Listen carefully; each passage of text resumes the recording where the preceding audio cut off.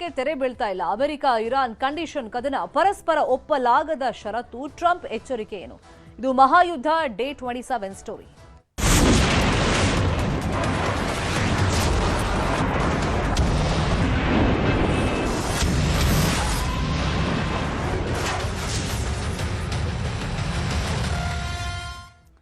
ಖಾರ್ಗ್ ದ್ವೀಪ ವಶಕ್ಕೆ ಅಮೆರಿಕ ಅಧ್ಯಕ್ಷ ಟ್ರಂಪ್ ಪ್ಲಾನ್ ಅನ್ನ ಮಾಡಿಕೊಂಡಿದ್ದಾರೆ. ಅಮೆರಿಕಾಗೆ ಕಠಿಣ ಎಚ್ಚರಿಕೆಯನ್ನ ಇರಾನ್ ಕೊಟ್ಟಿದೆ.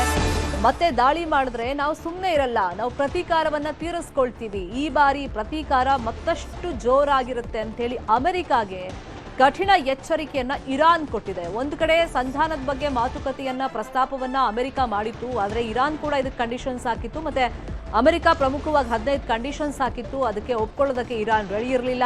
ನರಕ ತೋರಿಸ್ತೀವಿ ಅಂತಾನು ಅಮೆರಿಕ ಎಚ್ಚರಿಕೆ ಕೊಟ್ಟಿತ್ತು. ಇದಾಗಿಯೂ ಇರಾನ್ ಬಗ್ತಾ ಇಲ್ಲ.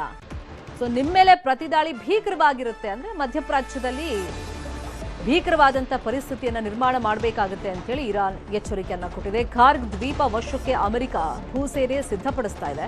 ಹೀಗಾಗಿ ಖಾರ್ಗ್ ದ್ವೀಪದಲ್ಲಿ ಇರಾನ್ ಭದ್ರತೆಯನ್ನ ಹೆಚ್ಚು ಮಾಡಿದೆ. ಖಾರ್ಗ್ ದ್ವೀಪವು ಇರಾನ್ನ ಜೀವನಾಡಿಯಾಗಿದೆ. ದೇಶದ ಬಹುಪಾಲು ತೈಲ ಇಲ್ಲಿಂದಲೇ ಹೊರಗಡೆ ಹೋಗೋದು. ಹೀಗಾಗಿ ಅಮೆರಿಕಾಗೆ ಅಕಸ್ಮಾತ್ ಇಲ್ಲೇನಾದ್ರೂ ನೀವು ದಾಳಿ ಮಾಡಿದ್ರೆ ಪರಿಸ್ಥಿತಿ ನೆಟ್ಟಗಿರಲ್ಲ ಅಂತ ಹೇಳಿ ಇರಾನ್ ಎಚ್ಚರಿಕೆಯನ್ನ ಕೊಟ್ಟಿದೆ.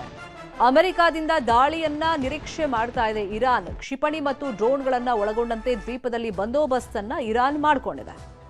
ದಾಳಿ ಮಾಡಿದ್ರೆ ಒಂದ್ ವೇಳೆ ಪ್ರತೀಕಾರ ಅಂತೂ ನಾವು ತೀರಿಸ್ಕೊಳ್ತೀವಿ ಅಂತ ಹೇಳಿ ಅಮೆರಿಕಾಗೆ ಕಠಿಣ ಎಚ್ಚರಿಕೆಯನ್ನ ಈ ಬಾರಿ ಇರಾನ್ ಕೊಟ್ಟಿದೆ. ಒಂದ್ ಕಡೆ ಹರ್ಮುಜ್ ಜಲಸಂಧಿಯನ್ನ ವಶಕ್ಕೆ ಪಡಿಸಿಕೊಳ್ಳುವಂತ ನಿಟ್ಟಿನಲ್ಲಿ ಅಮೆರಿಕ ಪ್ರಯತ್ನವನ್ನ ಪಡ್ತಾ ಇದೆ. ಇನ್ನೊಂದ್ ಕಡೆ ಖಾರ್ಗ್ ದ್ವೀಪ ವಶಕ್ಕೆ ಅಮೆರಿಕ ಪ್ಲಾನ್ ಅನ್ನ ಮಾಡ್ಕೊಳ್ತಾ ಇದೆ. ಯಾವುದೇ ಸಂದರ್ಭದಲ್ಲೂ ದಾಳಿ ಆಗಬಹುದು ಅನ್ನೋ ನಿರೀಕ್ಷೆಯಲ್ಲಿ ಇರಾನ್ ಇದೆ. ಇರಾನ್ನ ಇಸ್ಫಹಾನ್ ಮೇಲೆ ಮತ್ತೆ ಡ್ರೋನ್ ದಾಳಿಯಾಗಿದೆ. ಕ್ಷಿಪಣಿಗಳಿಂದ ಇಸ್ರೇಲ್ ಭಾರೀ ದಾಳಿಯನ್ನ ಮಾಡಿದೆ. ಶಸ್ತ್ರಾಸ್ತ್ರ ತಯಾರಿ ಮಾಡ್ತಾ ಇದ್ದಂತ ಘಟಕವನ್ನೇ ಉಡೀಸ್ ಮಾಡಲಾಗಿದೆ. ಜಲಾಂತರ್ಗಾಮಿ ನೌಕೆ ತಯಾರಿ ಘಟಕದ ಮೇಲೂ ಕೂಡ ದಾಳಿಯನ್ನ ಮಾಡಲಾಗಿದೆ. ಡ್ರೋನ್ ಹಾಗೇನೆ ಕ್ಷಿಪಣಿಗಳಿಂದ ಇಸ್ರೇಲ್ ಭಾರೀ ದಾಳಿಯನ್ನ ಮಾಡಿದೆ. ಇರಾನ್ನ ಇಸ್ಫಹಾನ್ ಮೇಲೆ ಮತ್ತೆ ದಾಳಿ ನಡೀತಾಲೇ ಇದೆ. ದಾಳಿ ಮುಂದುವರೆದಿದೆ. ಶಸ್ತ್ರಾಸ್ತ್ರ ತಯಾರಿ ಘಟಕ, ಅದ್ರ ಮೇಲೆ ಡ್ರೋನ್ ಮತ್ತೆ ಕ್ಷಿಪಣಿಗಳಿಂದ ಇಸ್ರೇಲ್ ಭಾರೀ ದಾಳಿಯನ್ನ ಮಾಡಿದೆ.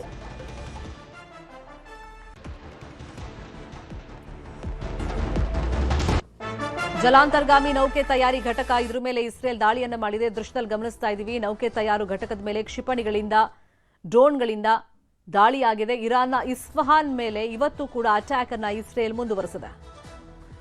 ಇರಾನ್ನ ಶಿರಾಜ್ ಮೇಲೆ ಇಸ್ರೇಲ್ ಅಮೆರಿಕ ದಾಳಿ ನಡೆಸಿದೆ. ಶಿರಾಜ್ ನಗರದ ಮೇಲೆ ಜಂಟಿ ಏರ್ ಸ್ಟ್ರೈಕ್ ಆಗಿದೆ. ಇಸ್ಫಹಾನ್, ಕರಾಜ್, ಮಶಾದ್, ತೈಬಾದ್ ಮೇಲೂ ಕೂಡ ದಾಳಿಯನ್ನ ಮಾಡಲಾಗಿದೆ. ಜಂಟಿಯಾಗಿನೂ ಇಸ್ರೇಲ್ ಮತ್ತೆ ಅಮೆರಿಕ ಇರಾನ್ ಮೇಲೆ ದಾಳಿಯನ್ನ ಮುಂದುವರೆಸಿದೆ. ಇರಾನ್ನ ಪ್ರಮುಖ ಪ್ರದೇಶಗಳು ಇಸ್ಫಹಾನ್, ಕರಾಜ್, ಮಶಾದ್, ತೈಬಾದ್ ಮೇಲೂ ಕೂಡ ದಾಳಿ ಆಗಿದೆ. ಶಿರಾಜ್ ನಗರದ ಮೇಲೆ ಜಂಟಿ ಏರ್ ಸ್ಟ್ರೈಕ್ ಇಸ್ರೇಲ್ ಮತ್ತೆ ಅಮೆರಿಕ ಮಾಡಿರೋದು.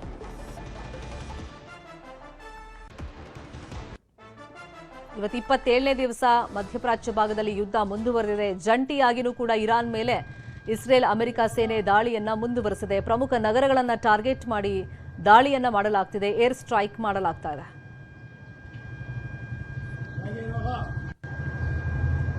ಒಂದ್ ಕಡೆ ಮಧ್ಯಪ್ರಾಚ್ಯದಲ್ಲಿ ಯುದ್ಧ ನಡೀತಾ ಇದ್ರೆ, ಇನ್ನೊಂದು ಕಡೆ ಭಾರತ ಸಂಕಷ್ಟದಲ್ಲಿತ್ತು. ಗ್ಯಾಸ್ ಅಭಾವ ತಲೆದೋರಿದೆ. ಇನ್ನೊಂದು ಕಡೆ ಇಂಧನ ಸಿಗುತ್ತೋ ಇಲ್ವೋ, ಪೆಟ್ರೋಲ್ ಡೀಸೆಲ್ ಸಂಕಷ್ಟ ಎದುರಾಗಿದೆ. ಸೊ ಸಂಕಷ್ಟದಲ್ಲಿರುವಂತಹ ಭಾರತಕ್ಕೆ ಇರಾನ್ ಗುಡ್ ನ್ಯೂಸ್ ಕೊಟ್ಟಿದೆ. ಭಾರತ ಸೇರಿದಂತೆ ಮಿತ್ರ ರಾಷ್ಟ್ರಗಳಿಗೆ ಹರ್ಮುಜ್ ಓಪನ್ ಇರುತ್ತೆ ಅಂತ ಹೇಳಿದೆ. ಹರ್ಮುಜ್ನಲ್ಲಿ ಹಡಗುಗಳ ಪ್ರಯಾಣಕ್ಕೆ ಅವಕಾಶವನ್ನ ಇರಾನ್ ಮಾಡಿಕೊಟ್ಟಿದೆ. ಚೀನಾ, ರಷ್ಯಾ, ಭಾರತ, ಇರಾಕ್, ಪಾಕ್ಗೆ ಅವಕಾಶವನ್ನ ಮಾಡಿಕೊಟ್ಟಿದೆ. ಇರಾನ್ ವಿದೇಶಾಂಗ ಸಚಿವ ಅರಚ್ಚಿ ಈ ಬಗ್ಗೆ ಮಾಹಿತಿಯನ್ನ ಕೊಟ್ಟಿದ್ದಾರೆ. ಮಿತ್ರ ರಾಷ್ಟ್ರಗಳಿಗೆ ಜಲಮಾರ್ಗವನ್ನ ಮುಕ್ತಗೊಳಿಸಲಾಗಿದ್ದು, ಶತ್ರು ರಾಷ್ಟ್ರಗಳಿಗೆ ಮಾತ್ರ ಇದು ಮುಚ್ಚಿರುತ್ತೆ, ಕ್ಲೋಸ್ಡ್. ಶತ್ರು ರಾಷ್ಟ್ರದ ಹಡಗುಗಳು ಹಾದು ಹೋಗೋದಕ್ಕೆ ಯಾವುದೇ ಕಾರಣಕ್ಕೂ ನಾವು ಅವಕಾಶ ಮಾಡಿಕೊಡಲ್ಲ. ಆದ್ರೆ ಮಿತ್ರ ರಾಷ್ಟ್ರಗಳಿಗೆ ಯಾವುದೇ ಸಮಸ್ಯೆ ಆಗದ ರೀತಿಯಲ್ಲಿ ಹರ್ಮುಜ್ ಜಲಸಂಧಿಯಿಂದ ಪಾಸ್ ಆಗೋದಕ್ಕೆ ನಾವು ಅವಕಾಶ ಮಾಡಿಕೊಡ್ತೀವಿ ಅಂತ ಹೇಳಿದ್ದಾರೆ.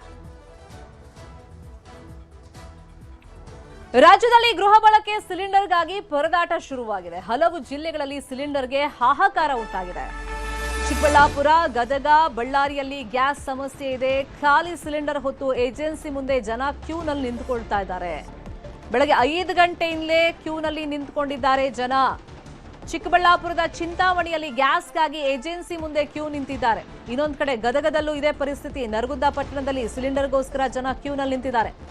ಸಿದ್ದನಬಾವಿ ಓಣಿಯಲ್ಲಿರುವಂತಹ ಇಂಡಿಯನ್ ಗ್ಯಾಸ್ ಏಜೆನ್ಸಿ ಮುಂದೆ ಜನ ಕ್ಯೂನಲ್ಲಿ ನಿಂತ್ಕೊಂಡಿದ್ದಾರೆ. ಬಳ್ಳಾರಿಯ ಕಂಪ್ಲಿ ಪಟ್ಟಣದಲ್ಲೂ ಇದೇ ಪರಿಸ್ಥಿತಿ. ಗ್ಯಾಸ್ ಸಿಲಿಂಡರ್ಗೋಸ್ಕರ, ಗೃಹ ಬಳಕೆಯ ಸಿಲಿಂಡರ್ಗೋಸ್ಕರ ಜನ ಕ್ಯೂನಲ್ಲಿ ನಿಂತ್ಕೊಂಡಿದ್ದಾರೆ. ಸೊ ಮೂರೂ ಭಾಗದಲ್ಲಿ ಗೃಹ ಬಳಕೆಯ ಸಿಲಿಂಡರ್ ಅಭಾವ ಯಾವ ತರ ತಲೆದೋರಿದೆ. ಗ್ಯಾಸ್ ಏಜೆನ್ಸಿ ಮುಂದೆ ಜನ ಆತಂಕದಿಂದ ಖಾಲಿ ಸಿಲಿಂಡರ್ ಹಿಡ್ಕೊಂಡು ಕ್ಯೂನಲ್ಲಿ ನಿಂತ್ಕೊಂಡಿರುವಂತಹ ದೃಶ್ಯ. ಗ್ಯಾಸ್ಗಾಗಿ ಏಜೆನ್ಸಿ ಮುಂದೆ ಬೆಳಗ್ಗೆ 5 ಗಂಟೆಯಿಂದಲೇ ಕ್ಯೂ ನಿಂತ್ಕೊಂಡಿದ್ದಾರೆ. ಚಿಂತಾಮಣಿ, ಚಿಕ್ಕಬಳ್ಳಾಪುರದಲ್ಲಿ, ಗದಗದ ನರಗುಂದ, ಬಳ್ಳಾರಿಯ ಕಂಪ್ಲಿಯಲ್ಲಿ ಆನ್ಲೈನಲ್ಲಿ ಬುಕ್ ಆಗ್ತಾ ಇಲ್ಲ. OTP ಬಂದಿದ್ರು ಕೂಡ ಸರಿಯಾದ ಸಮಯಕ್ಕೆ ಗ್ಯಾಸ್ ಮನೆಗೆ ತಲುಪ್ತಾ ಇಲ್ಲ. ಮುಂಬರುವಂತ ದಿನದಲ್ಲಿ ಸಿಗುತ್ತೋ ಇಲ್ವೋ ಅಂಥೇಳಿ ಈಗಲೇ ಏಜೆನ್ಸಿ ಹತ್ರನೇ ಹೋಗಿ ತರೋಣ ಅಂಥೇಳಿ ಬೆಳಿಗ್ಗೆಯಿಂದಲೇ ಜನ ಕ್ಯೂನಲ್ಲಿ ನಿಂತಿದ್ದಾರೆ. ಯಾದಗಿರಿಯಲ್ಲಿ ಪೆಟ್ರೋಲ್ ಡೀಸೆಲ್ಗೆ ಅಭಾವ ತಲೆದೋರಿದೆ. ಪೆಟ್ರೋಲ್ ಇಲ್ಲದೆ ನಯಾರ ಬಂಕ್ ಕ್ಲೋಸ್ ಆಗಿದೆ. ಪೆಟ್ರೋಲ್ ಸಿಗದೆ ವಾಹನ ಸವಾರರು ಪರದಾಟವನ್ನ ಪಡ್ತಾ ಇದ್ದಾರೆ. ಕೆಲ ಬಂಕ್ಗಳಲ್ಲಿ ಪೆಟ್ರೋಲ್ ಡೀಸೆಲ್ ಬೆಲೆ ಏರಿಕೆ ಮಾಡಿದ್ದಾರೆ. ಪೆಟ್ರೋಲ್ ಬೆಲೆ 5 ರೂಪಾಯಿ, ಡೀಸೆಲ್ ಬೆಲೆ 3 ರೂಪಾಯಿ ಏರಿಕೆಯನ್ನ ಮಾಡಿದ್ದಾರೆ. ನಯಾರ ಪೆಟ್ರೋಲ್ ಬಂಕ್ನಲ್ಲಿ ಬೆಲೆ ಹೆಚ್ಚಾಗಿದೆ. ಕೆಲವು ಕಡೆ ಸಿಗ್ತಾಲೇ ಇಲ್ಲ. ನೋ ಸ್ಟಾಕ್ ಬೋರ್ಡ್ ಅನ್ನ ಪೆಟ್ರೋಲ್ ಬಂಕ್ಗಳ ಮುಂದೆ ಹಾಕಿದ್ದಾರೆ. ಜನ ಆತಂಕದಿಂದ ತೈಲ ಅಭಾವ ಉಂಟಾಗಿದೆ, ಇಂಧನ ಅಭಾವ ಉಂಟಾಗಿದೆ ಅಂತ ಹೇಳಿ ಸರತಿ ಸಾಲಲ್ಲಿ ನಿಂತ್ಕೊಳ್ತಾ ಇದ್ದಾರೆ, ಮುಗಿ ಬೀಳ್ತಾ ಇದ್ದಾರೆ, ಸ್ಟಾಕ್ ಮಾಡ್ಕೊಳ್ತಾ ಇದ್ದಾರೆ. ಅಂದ್ರೆ ಬೇಕಾಬಿಟ್ಟಿ ದೊಡ್ಡ ದೊಡ್ಡ ಪಾತ್ರೆಗಳಲ್ಲೆಲ್ಲ ಸ್ಟಾಕ್ ಮಾಡ್ಕೊಳ್ತಾ ಇದ್ದಾರೆ. ಇದೆಲ್ಲ ಏನಾದ್ರೂ ಅನಾಹುತಕ್ಕೆ ಎಡೆ ಮಾಡಿಕೊಡುತ್ತೆ. ಹಾಗಾಗಿ ಹುಷಾರಾಗಿರಿ ಅಂತಾನೂ ಕೂಡ ಪೊಲೀಸರು ಕಿವಿ ಮಾತನ್ನ ಹೇಳ್ತಾ ಇದ್ದಾರೆ. ಅದಾಗಿಯೂ ಜನ ಪ್ಯಾನಿಕ್ ಆಗಿರೋದ್ರಿಂದ ಈ ಸಿಚುವೇಶನ್ ನಿರ್ಮಾಣವಾಗಿದೆ. ಇನ್ನೊಂದು ಕಡೆ ನಿಜವಾಗ್ಲೂ ಕೆಲವು ಕಡೆ ಪೆಟ್ರೋಲ್ ಡೀಸೆಲ್ ಸಿಗ್ತಾ ಇಲ್ಲ. ಸೊ ಹಾಗಾಗಿ ಅದರ ಬೆಲೆ ಏರಿಕೆಯನ್ನು ಸ್ಟಾಕ್ ಇರೋ ಕಡೆ ಮಾಡ್ತಾ ಇದ್ದಾರೆ. ಇನ್ನು ಸಿಲಿಂಡರ್ ಹೊಡೆತಕ್ಕೆ ಬೇಸತ್ತಿದ್ದಾರೆ ಹೋಟೆಲ್ ಮಾಲೀಕರು. ಸೌದೆ ಮೇಲೆ ಅಡುಗೆಯನ್ನ ಮಾಡ್ತಾ ಇದ್ದಾರೆ. ಸೌದೆ ಒಲೆಯಲ್ಲಿ ವಿಜಯನಗರ ಜಿಲ್ಲೆಯ ನಾನಾ ಕಡೆ ಹೋಟೆಲ್ ಮಾಲೀಕರು ಪರದಾಟವನ್ನ ಪಡ್ತಾ ಇದ್ದಾರೆ. ಇವಾಗ ಪರ್ಯಾಯ ವ್ಯವಸ್ಥೆ ಅಂತಂದ್ರೆ ಸೌದೆ ಒಲೆನೆ. ಸೌದೆ ಮೇಲೆ ಅವಲಕ್ಕಿ, ಇಡ್ಲಿ, ವಡೆ ಮಾಡ್ತಾ ಇದ್ದಾರೆ ಹೋಟೆಲ್ ಮಾಲೀಕರು. ಕಮರ್ಷಿಯಲ್ ಸಿಲಿಂಡರ್ ಬಳಕೆಗೆ ಕೊಡ್ತಾ ಇಲ್ಲ. ಈ ಕಾರಣ ಸೌದೆ ಮೊರೆ ಹೋಗಿದ್ದಾರೆ.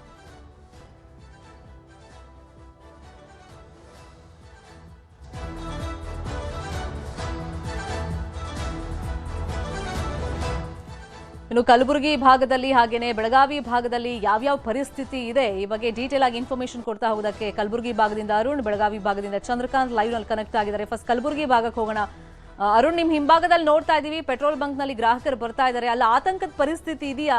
ಎಷ್ಟು ಪೆಟ್ರೋಲ್ ಬಂಕ್ ಅಲ್ಲಿ ಕ್ಲೋಸ್ ಆಗಿದೆ ಕಲಬುರಗಿ ಭಾಗದಲ್ಲಿ, ನೋ ಸ್ಟಾಕ್ ಅಂತಿದ್ದಾರೆ?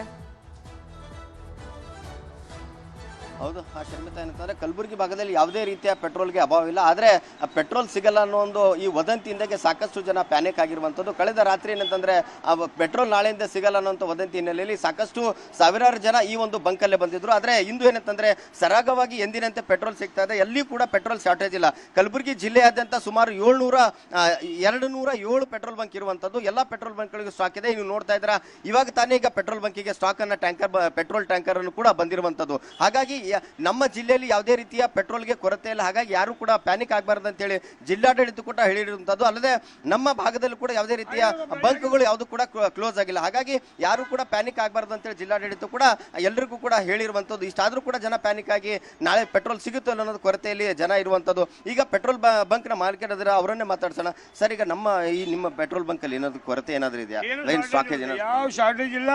ನೀವು ಎಷ್ಟು ಕೇಳ್ತಾ ಇದ್ದೀರಿ ಅಷ್ಟು ಪೆಟ್ರೋಲ್ ಕೊಡ್ತಾ ಇದ್ದೀವಿ. ಸುಮ್ಮನೆ ಪ್ಯಾನಿಕ್ ಆಗ್ತಾ ಇದೆ. ಏನು ಡೆಪೋಲಿಂದ ಶಾರ್ಟೇಜ್ ಇಲ್ಲ. ನಿಮ್ಮ ಎದುರು ಟ್ಯಾಂಕರ್ ಬಂದಿರೋದು. ಈಗ ನಾವು ಎಷ್ಟು ಕೇಳ್ತಾ ಇದ್ದೀವಿ ಅಷ್ಟು ಪ್ರಾಡಕ್ಟ್ ಕೊಡ್ತಾ ಇದ್ದಾರೆ ಅವರು. ಪ್ಯಾನಿಕ್ ಆಗಬೇಡ್ರಿ ಅಂತ ನಾವು ಗುಲ್ಬರ್ಗ ಜನಕ್ಕೆ ಕೇಳ್ಕೊತೀನಿ. ಇನ್ನೊಬ್ರು ವಾಹನ ಸವಾರ ಅವ್ರನ್ನ ಮಾತಾಡೋಣ. ಸರ್, ಈಗ ಆ ಪೆಟ್ರೋಲ್ ಶಾರ್ಟೇಜ್ ಎಂದು ವದಂತಿ ಹಿನ್ನೆಲೆಯಲ್ಲಿ ಸಾಕಷ್ಟು ಜನ ಪೆಟ್ರೋಲ್ ಬಂಕ್ ಬರ್ತಾ ಇದ್ದಾರೆ. ನಮ್ಮ ಭಾಗದಲ್ಲಿ ಏನಾದರೂ ಪೆಟ್ರೋಲ್ ಕೊರತೆ ಇದೆ ನಿಮ್ಗೆ ಹಾಕಕ್ಕೆ? ನನ್ನ ವಿಚಾರ ಪ್ರಕಾರ ನಾನು ಈಗ ಪೆಟ್ರೋಲ್ ಪಂಪಿಗೆ ಹೊಂದಿದ್ದೀನಿ. ಇಲ್ಲಿ ನೋಡಿದಾಗ ಎಲ್ಲ ಜನ ಈಗಾಗಲೇ ಪೆಟ್ರೋಲ್ ಪಂಪಲ್ಲಿ ಟ್ಯಾಂಕರ್ ಬಂದಿದೆ. ಈಗಾದರೆ ಮಾಲೀಕರು ಹೇಳಿದ್ರು ಎಷ್ಟು ಬೇಕು ನಾವು ಕೇಳ್ತಾ ಇದ್ವಿ ಅಷ್ಟು ಸ್ಟಾಕ್ ಪೆಟ್ರೋಲ್ ಬರ್ತಾ ಇದೆ. ಕಲಬುರಗಿಯಲ್ಲಿ ಯಾವುದೇ ಥರದ ಪೆಟ್ರೋಲ್ ಶಾರ್ಟೇಜ್ ಇಲ್ಲ.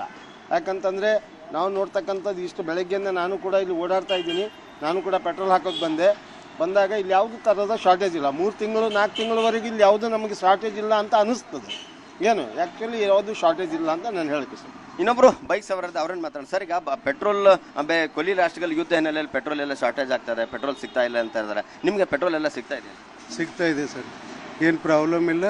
ಆಲ್ವೇಸ್ ನಾ ಮೊದಲು 200 ರುಪೀಸ್ ಹಾಕ್ಸ್ತೀನಿ, ಇನ್ನೂ 200 ಹಾಕ್ಸ್ತೀನಿ. ಕೆಲವೊಬ್ಬರು ಸಿಗ್ತಾ ಇಲ್ಲ ಅಂತೇಳಿ 500, 1000 ಹಾಕ್ಸಿ ಏನೋ ಮಾಡ್ತಾ ಇದ್ದಾರೆ. ಈ ಪೆಟ್ರೋಲ್ ನಾಳೆಯಿಂದ ಸಿಗುತ್ತೋ ಸಿಗಲ್ಲ ಅನ್ನೋ ಇದರಿಂದ ಗೊಂದಲದಿಂದಾಗಿ ಟ್ಯಾಂಕ್ ಫುಲ್ ಮಾಡೋಕ್ಕೆ ಜನ ಎಲ್ಲ ಇದು ಮಾಡ್ತಾ ಇದ್ದಾರೆ. ಮಾಡಬೇಡ್ದಂಗೆ ಎಲ್ಲರಿಗೆ ಸಿಗಲ್ಲ ಇಲ್ಲಾಂದರೆ ಪೆಟ್ರೋಲ್ ಅಭಾವ ಅಂತೂ ಏನು ಇಲ್ಲ ಈಗ ಸದ್ಯ ಪೊಸಿಷನ್ ಒಳಗೆ. ಬಟ್ ಚೆನ್ನಾಗಿದೆ, ಏನು ಪ್ರಾಬ್ಲಮ್ ಇಲ್ಲ. ನಿಮ್ಗೆ ಅಂದರೆ ನಮ್ಮ ಎಲ್ಲೆಲ್ಲೆಲ್ಲ ಓಡಾಡ್ತೀರಿ ಪೆಟ್ರೋಲ್ಗೆ ಯಾವುದೇ ರೀತಿಯ ತೊಂದರೆ ಓಡಾಡೋಂಥದ್ದು ಆ ಥರ ಏನಾಗಲಿಲ್ಲ? ಇಲ್ಲಿ ಗುಲ್ಬರ್ಗ ಒಳಗೆ ಎಲ್ಲಿ ಆಗಿಲ್ಲ. ಬಟ್ ನಾನು ಕೇಳಿದೆ ಯಾದಗಿರಿ ಮತ್ತು ಬೀದರ್ ಎಲ್ಲೆಲ್ಲೋ ಇದೆ ಅಂತ ಅಂದರು. ಬಟ್ ಅಲ್ಲಿ ಪ್ರಾಬ್ಲಮ್ ಇಲ್ಲ. ಬಟ್ ಮಂದಿ ಇದು ಮಾಡ್ಕೊತಾ ಇದ್ದಾರೆ. ಇದು ಏನಂತಂದ್ರೆ ಸಾರ್ವಜನಿಕರು ಮತ್ತೆ ಪೆಟ್ರೋಲ್ ಬಂಕ್ ಮಾಲೀಕರು ಯಾವುದೇ ರೀತಿಯ ಕೊರತೆ ಇಲ್ಲ. ಇನ್ನೂ 6 ತಿಂಗಳು ಆಗುವಷ್ಟು ನಾವು ಎಷ್ಟು ಸ್ಟಾಕ್ ಅನ್ನು ಕೇಳ್ತೀವಿ ಅಷ್ಟು ಸ್ಟಾಕ್ ಅನ್ನು ಕೊಡ್ತಾ ಇದ್ದಾರೆ.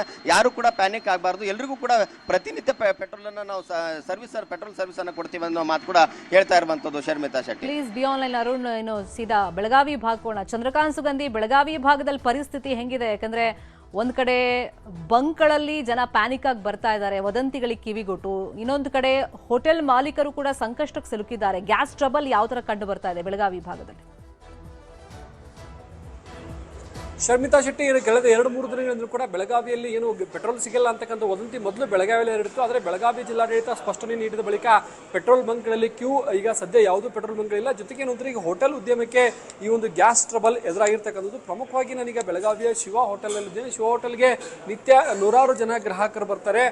ಏನು ಅಂತಂದ್ರೆ ಇಲ್ಲಿ ಬೆಳಗಾವಿ ನಗರದಲ್ಲಿ ಸುಮಾರು 35,000ಕ್ಕೂ ಹೆಚ್ಚು ಏನು ಮೆಗಾ ಗ್ಯಾಸ್ ಪೈಪ್ಲೈನ್ ಇರ್ತಕ್ಕಂಥದ್ದು. ಪೈಪ್ಲೈನ್ ಮೂಲಕ ಗ್ಯಾಸ್ ಅನ್ನ ಸರಬರಾಜು ಮಾಡಲಾಗುತ್ತೆ. ಇಲ್ಲಿ ಮೀಟರ್ ಅಳವಡಿಸಿರ್ತಾರೆ. ಮೀಟರ್ನಲ್ಲಿ ಯೂನಿಟ್ಗೆ ಅನುಸಾರವಾಗಿ ದರವನ್ನು ಫಿಕ್ಸ್ ಮಾಡಲಾಗ್ತಕ್ಕಂಥದ್ದು. ಆದರೆ ಏನು ಈ ಮೆಗಾ ಗ್ಯಾಸ್ ಕಂಪನಿ ಸದ್ಯ 60% ಮಾತ್ರ ಗ್ಯಾಸ್ ಬಳಸಿ ಅಂತ ಹೇಳಿದ್ರಿಂದ ಇನ್ನು ಹೋಟೆಲ್ ಉದ್ಯಮಕ್ಕೆ ದೊಡ್ಡ ಪೆಟ್ಟು ಬಿದ್ದಿರ್ತಕ್ಕಂಥದ್ದು. ಹೋಟೆಲ್ನ ಮಾಲೀಕರು ಈಗ ಹೋಟೆಲ್ ಹಿಂಭಾಗದಲ್ಲಿ ಒಂದು ಸೌದೆ ಒಲೆಗಳ ಮೊರೆ ಹೋಗಿರ್ತಕ್ಕಂಥದ್ದು. ಸೌದೆ ಒಲೆಯಲ್ಲಿ ಬೇಕಾದ ಅಡಿಗೆಗಳನ್ನು ಮಾಡಬೇಕಾದಂತಹ ಸ್ಥಿತಿ ನಿರ್ಮಾಣವಾಗಿದೆ. ನೋಡ್ಬೋದು, ಶಿವ ಹೋಟೆಲ್ನಲ್ಲಿದ್ದೇನೆ. ಇಲ್ಲಿ ಇನ್ನು ಮಧ್ಯಾಹ್ನದ ನಂತರ ಒಲೆಯಲ್ಲಿ ಅಡಿಗೆಯನ್ನು ಮಾಡ್ತಾರೆ. ಸೌದೆ ಒಲೆಯನ್ನು ಮತ್ತು ಇದ್ದಲಿ ಒಲೆಯನ್ನು ಬಳಸಿ ಬೇಕಾದ ಅಡಿಗೆ ವಸ್ತುಗಳನ್ನು ಇಲ್ಲಿ ಮಾಡ್ತಕ್ಕಂಥದ್ದು. ಏನೋ ಈ ಸಂಪೂರ್ಣವಾಗಿ ಸೌದೆ ಒಲೆಗಳನ್ನು ಇತ್ತೀಚೆಗೆ ಮರೆಯಾಗಿತ್ತು. ಆದರೆ ಈ ಗ್ಯಾಸ್ ಸಮಸ್ಯೆಯಿಂದ ಮತ್ತೆ ಏನು ಈಗ ಏನು ಹೋಟೆಲ್ ಮಾಲೀಕರು ಈ ರೀತಿ ಮೊರೆ ಹೋಗಿರ್ತಕ್ಕಂಥ. ಜೊತೆಗೆ ಏನು ಅಂತಂದ್ರೆ ಈ ಮೆಗಾ ಗ್ಯಾಸ್ ಕಂಪ್ನಿ ಈಗ ದರವನ್ನು ಕೂಡ ಏರಿಕೆ ಮಾಡಿರ್ತಕ್ಕಂಥದ್ದು. ಇದು ದೊಡ್ಡ ಶಾಕ್ ಆಗಿದೆ. ಈ ಬಗ್ಗೆ ಹೋಟೆಲ್ನ ಮ್ಯಾನೇಜರ್ ಇದ್ದಾರೆ.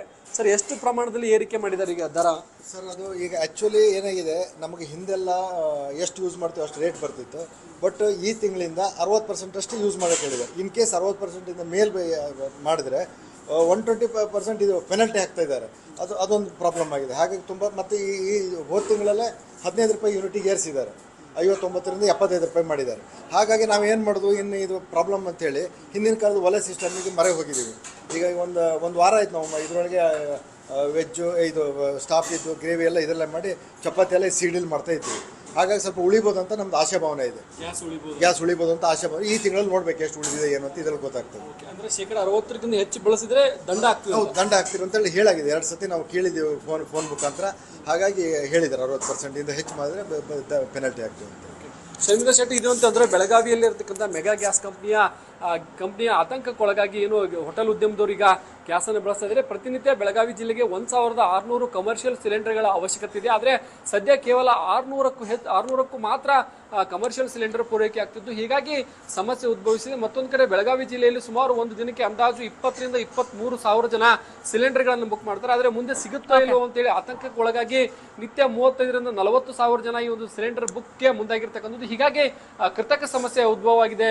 ಶರ್ಮಿತಾ ಶೆಟ್ಟಿ, ಫಾಲೋ ಅಪ್ ಮಾಡೋಣ ಸುದ್ದಿನ. ಥ್ಯಾಂಕ್ ಯು ಚಂದ್ರಕಾಂತ್ ಸುಗಂಧಿ, ಮಾಹಿತಿ ಕೊಡೋದಕ್ಕೆ.